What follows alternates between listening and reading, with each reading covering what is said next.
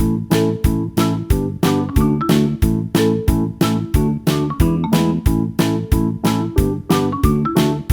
बच्चों, कैसे हैं आप सभी। मैं आशा करती हूँ आप सभी लोग स्वस्थ और प्रसन्न होंगे। आज हम हमारा पाठ संज्ञा यानी नाउन को पढ़ेंगे और समझेंगे। तो आइए से प्रारंभ करते हैं। यह है हमारा पाठ 4 संज्ञा। नाउन संज्ञा किसे कहते हैं? वैसे बोलचाल की भाषा में यदि मैं आपको समझाऊं तो संज्ञा नाम है। वो नाम किसी व्यक्ति का भी हो सकता है, किसी जानवर का हो सकता है, किसी का भी नाम, किसी चीज का नाम, किसी जगह का नाम, किसी स्वाद का नाम, किसी भाव का नाम, सभी कुछ नाम ही संज्ञा है। और व्याकरण की दृष्टि से यदि संज्ञा को परिभाषित करें तो संज्ञा किसी व्यक्ति, वस्तु, स्थान, प्राणी या भाव को प्रकट करने वाले शब्द संज्ञा कहलाते हैं। तो आइए से पढ़ते हैं। ऊपर दिए गए चित्र में रोहित, मोहित, दादाजी, खरगोश, हाथी, सांप, पेड़, हिरन, बंदर, ये सभी शब्द नाम हैं। ये व्यक्तियों और प्राणियों के नाम हैं। जंगल, यह एक स्थान का, एक जगह का नाम हो गया। लाठी, थैला और पेड़, ये क्या है? चीज है, यानी वस्तुओं के नाम हो गए। और डर क्या है? यह एक भाव है, यानी एक फीलिंग है। डरना, हंसना, खुश होना, ये सब क्या है? भाव होते हैं। नाम वाले शब्द संज्ञा कहलाते हैं। और व्याकरण की दृष्टि से किसी व्यक्ति, प्राणी, वस्तु, स्थान या भाव के नाम को संज्ञा कहा जाता है। संज्ञा के 5 भेद होते हैं: व्यक्तिवाचक संज्ञा, जातिवाचक संज्ञा, भाववाचक संज्ञा, समूहवाचक संज्ञा तथा द्रव्यवाचक संज्ञा। संज्ञा को 5 भागों में विभक्त किया गया है, 5 भागों में बांटा गया है। सबसे पहला हमारा आता है व्यक्तिवाचक संज्ञा। व्यक्तिवाचक संज्ञा वह संज्ञा होती है जिसके अंतर्गत किसी एक विशेष व्यक्ति, प्राणी, वस्तु, स्थान या भाव का हमें पता चलता है। यानी जैसे कि रमेश, महात्मा गांधी, ये एक पर्टिकुलर विशेष व्यक्ति या विशेष जगह है। जैसे ताजमहल, तो ये एक जगह है, ये किसी संपूर्ण जाति को नहीं दर्शा रहा, यह एक स्वयं को दर्शा रहा है। अतः ये जातिवाचक का एक उदाहरण है। जिन शब्दों से किसी विशेष वस्तु, व्यक्ति और स्थान का हमें पता चलता है उसे व्यक्तिवाचक संज्ञा कहते हैं। जैसे कि किसी भी व्यक्ति के नाम राम, श्याम, सरदार वल्लभ भाई पटेल, लोकमान्य तिलक, स्वामी विवेकानंद, ये सभी क्या है? व्यक्तियों के नाम है जो कि व्यक्तिवाचक संज्ञा के उदाहरण हैं। वस्तुओं के नाम टेबल, कुर्सी, मेज, पेंसिल, पुस्तक, गीता, ये सभी नाम है पुस्तकों के। स्थान का नाम जो भी स्थान है, ताजमहल, मेरठ, दिल्ली, कलकत्ता, मुंबई, ये सभी स्थान अपने आप को दर्शा रहे हैं। अतः ये सभी व्यक्तिवाचक संज्ञा के उदाहरण हैं।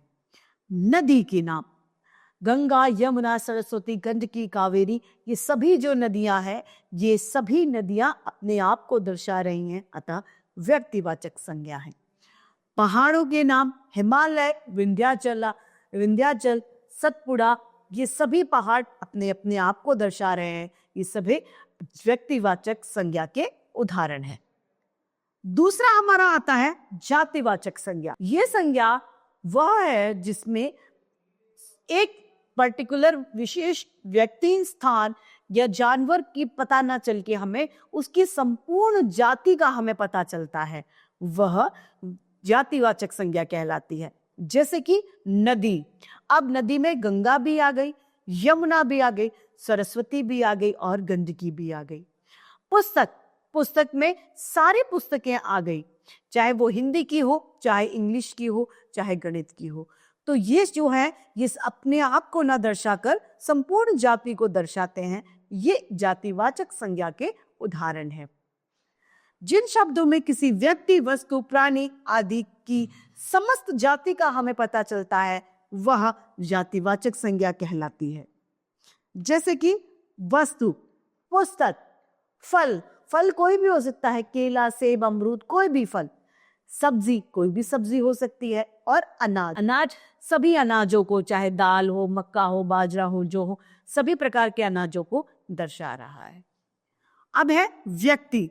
व्यक्ति जो है, पुरुष जो है वो संपूर्ण पुरुष जाति को, स्त्री संपूर्ण स्त्री जाति को, लड़का समस्त लड़कों को और लड़की समस्त लड़की जाति को दर्शा रहे हैं। अतः ये जातिवाचक संज्ञा के उदाहरण है।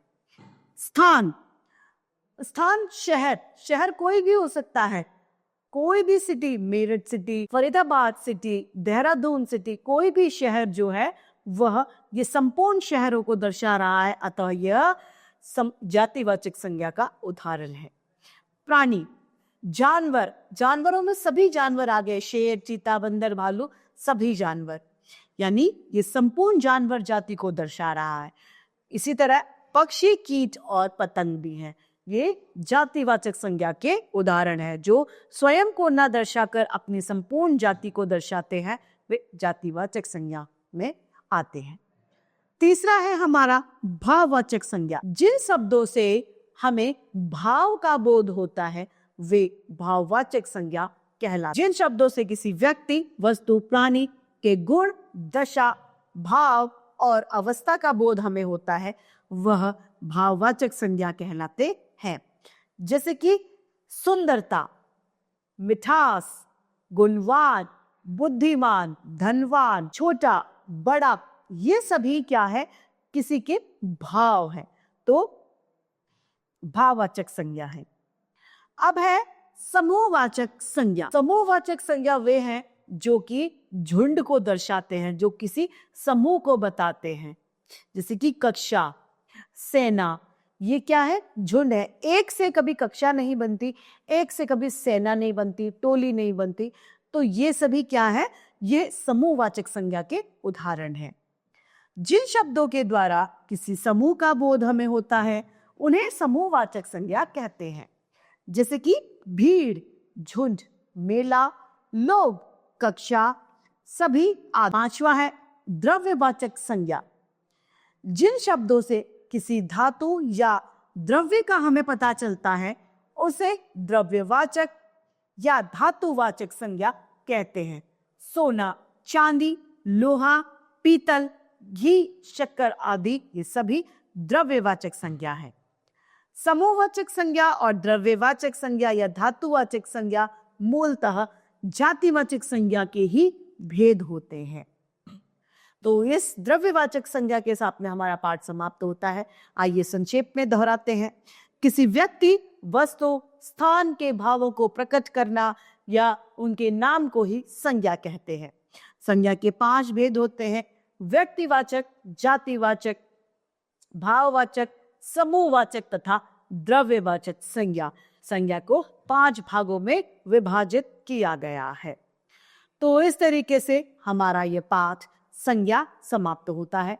मैं आशा करती हूं आप सभी को यह पाठ भली भांति रूप से समझ में आया होगा। आज के लिए इतना ही, फिर मिलते हैं। धन्यवाद।